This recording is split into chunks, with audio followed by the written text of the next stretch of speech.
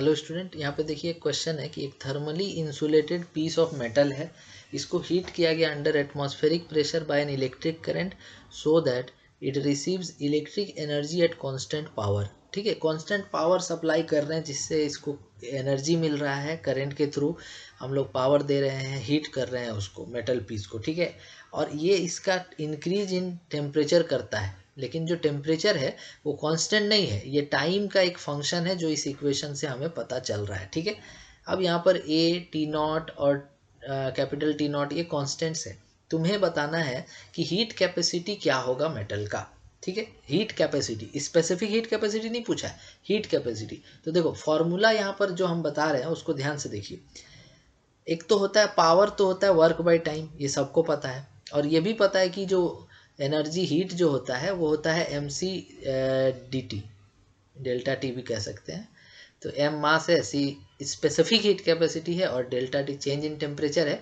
तो इसको अगर हम लोग हीट कैपेसिटी के टर्म में लिखेंगे तो सी पी लिख देंगे, एम और सी को, है ना, सी पी डेल्टा टी। ठीक है, ये होता है। तो देखिए ये जो वर्क है ये भी तो एनर्जी ही है, तो पावर को भी तो क्यू बाई टी लिख सकते हैं ना, है कि नहीं। तो हम लोग यहाँ पर सारा कुछ स्मॉल एलिमेंट्स के टर्म में लिखेंगे। तो देखिए हम पावर को लिख देंगे D Q by D T. ठीक है, पावर को लिख देंगे D Q by D T, और यहाँ पर लिख देंगे डी क्यू बराबर सी पी डी टी। ठीक है, ये डी टी कैपिटल टी है, ध्यान रखिए, कैपिटल टी टेम्परेचर है और स्मॉल टी जो है टाइम है। ठीक है, तो अब यहाँ पर आपको दोनों इक्वेशन में कुछ पता चल रहा होगा कि हम लोग डी क्यू को यहाँ से रिप्लेस कर सकते हैं। तो यहाँ पर हम लिख सकते हैं P D T equal to D Q, और डी क्यू कितना है, सी पी डी टी है। दैट मीन्स कि इस इक्वेशन से अगर हम चाहें तो सी पी निकाल सकते हैं। सी पी क्या हो जाएगा, P small D T by capital D T, है ना, ये हो जाएगा। समझ रहे बात। तो हम लोग यहाँ पर क्या करेंगे कि हम लोग यहाँ पर निकाल लेते हैं टेम्परेचर का जो फंक्शन दिया हुआ है ना इक्वेशन फॉर्म में, इसको डिफरेंशिएट कर देते हैं टाइम के रिस्पेक्ट में। तो ये वाला टर्म जो है आ जाएगा, तो ये टर्म आ जाएगा तो आसान हो जाएगा। तो देखिए टेम्परेचर जो दिया हुआ है, क्या दिया हुआ है, टेम्परेचर टी इक्वल टू, एक minute, temperature T equal to दिया हुआ है T not 1 plus small A T minus small T minus T not का होल पावर में 1/4।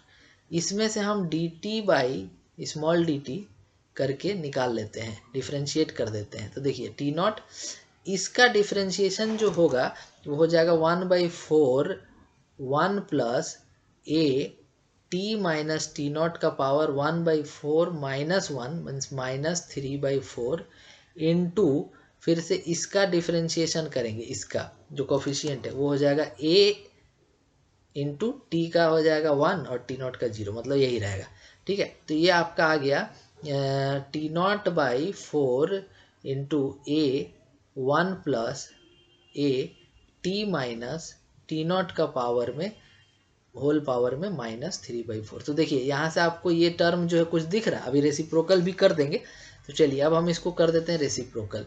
तो ये हो जाएगा small D T by capital D T equal to 4, और ये रेसिप्रोकल करके हम इसको कर दे रहे हैं पॉजिटिव। ठीक है, ये 4 ऊपर आ गया, तो 4 1 plus a T minus T not का पावर होल में 3/4 divided by A T not. ठीक है, इतना आ गया।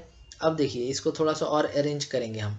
हमारा जो इक्वेशन है टेम्परेचर वाला जो इक्वेशन है उसमें ध्यान से देखिएगा, अगर तो T इक्वल टू कितना है, टी नॉट इंटू दिस है। अच्छा, अगर हम दोनों तरफ क्यूब कर दें तो ये हो जाएगा टी क्यूब बराबर T not cube into 1 plus a T minus T not का होल पावर में 3/4। तो इसका जो वैल्यू है, इसका वैल्यू कितना होगा, इसका value T by T not का होल क्यूब होगा। तो यहाँ रख दीजिए उसको, तो यहाँ रख दीजिए, तो 4 A T not into T by T not का होल क्यूब, है ना, 3/4 था पावर में। तो ये हो जाएगा 4 T cube divided by A T not का पावर में 4। अब हमारा ये आ चुका है, अब इसमें रख दीजिए, तो P into small D T by capital D T कितना है, 4 T cube divided by A T not का पावर में 4। तो ये ऑप्शन मिला, ये कौन सा ऑप्शन सही है, 4p(t³ / 8t0⁴, मतलब सेकेंड ऑप्शन जो बी ऑप्शन है ना वो सही ऑप्शन है। तो उम्मीद है कि आप समझ गए होंगे कि किस तरह से इस क्वेश्चन को सॉल्व करना था। ये शुरू से हम बताएं सारा फॉर्मूला कैसे लिए हैं, डायरेक्ट हम ये नहीं लिख दिए हैं, हम मिलाए हैं। पहले ये आपको बेसिक बताया कैसे आया, उसके बाद ये कैसे आया, फिर इसको डिफरेंशियल में लिख करके इक्वेट करके डिफ्रेंशिएट कर दिए। तो उम्मीद है कि आप समझ गए होंगे। Thank you.